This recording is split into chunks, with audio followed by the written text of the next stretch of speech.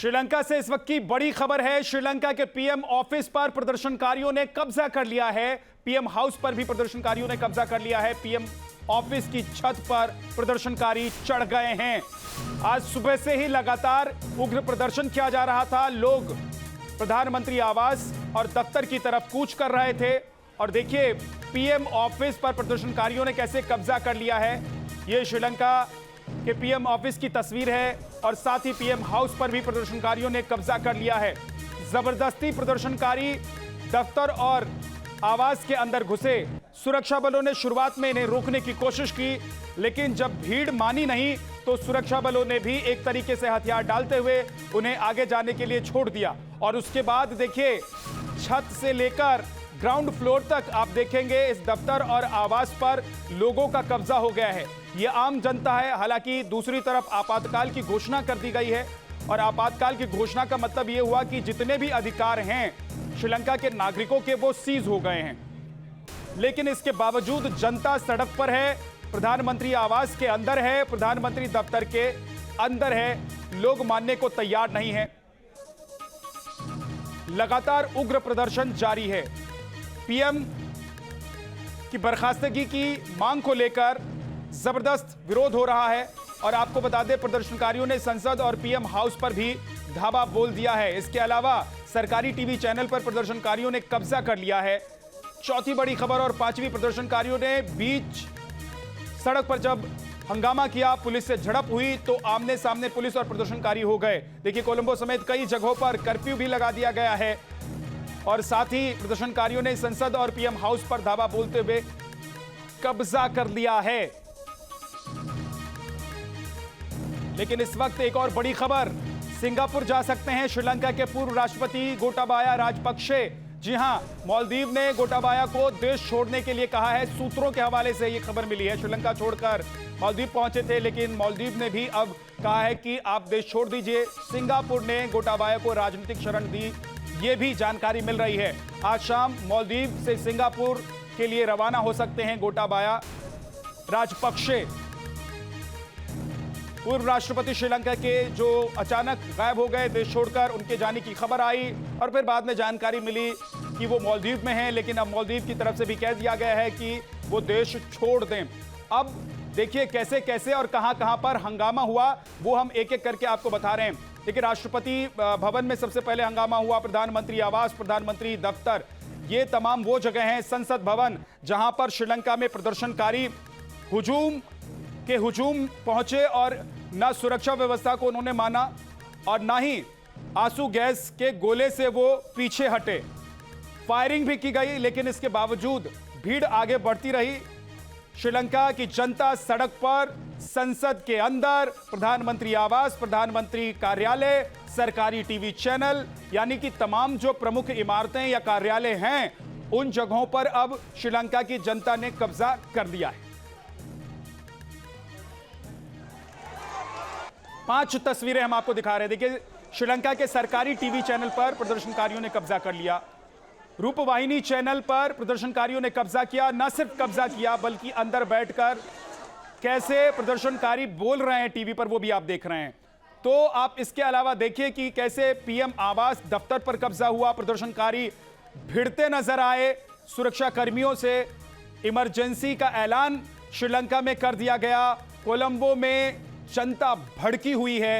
तो ये 5 तस्वीरें आज श्रीलंका में क्या हो रहा है उसकी कहानी बयां कर रही हैं। लेकिन बड़ी खबर यह भी है कि श्रीलंका के सरकारी चैनल पर प्रदर्शनकारियों ने कब्जा कर लिया। रूपवाहिनी चैनल है जिस पर प्रदर्शनकारियों ने कब्जा किया। टीवी चैनल के एंकर को हटाकर प्रदर्शनकारियों ने अपना पैगाम दिया, जिसे आप देख रहे हैं।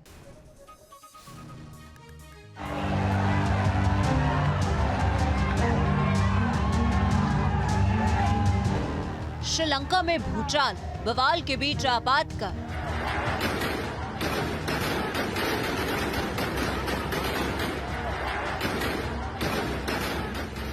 सड़क पर संग्राम, आग बबूला आवाम।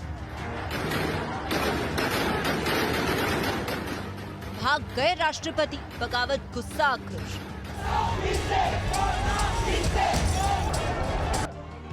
जल रही लंका, तबाही का जिम्मेदार कौन?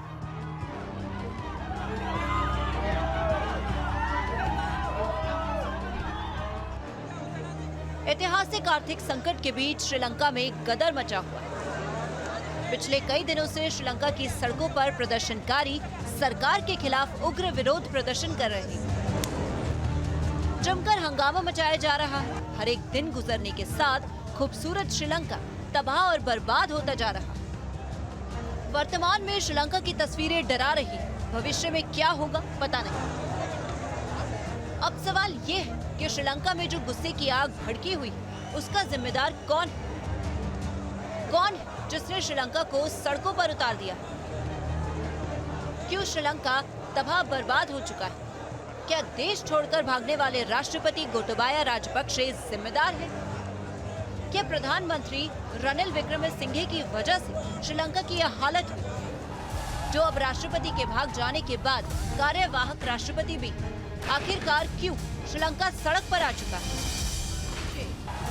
सरकार के खिलाफ लोगों का गुस्सा भयंकर है। आलम ये कि राष्ट्रपति भवन पर जनता ने कब्जा जमा लिया,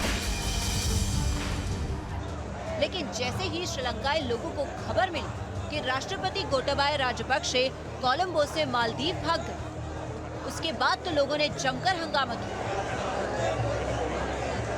आवाम इस कदर उग्र है, जिन्हें रोकने के लिए सेना को फायरिंग तक करनी पड़ रही है।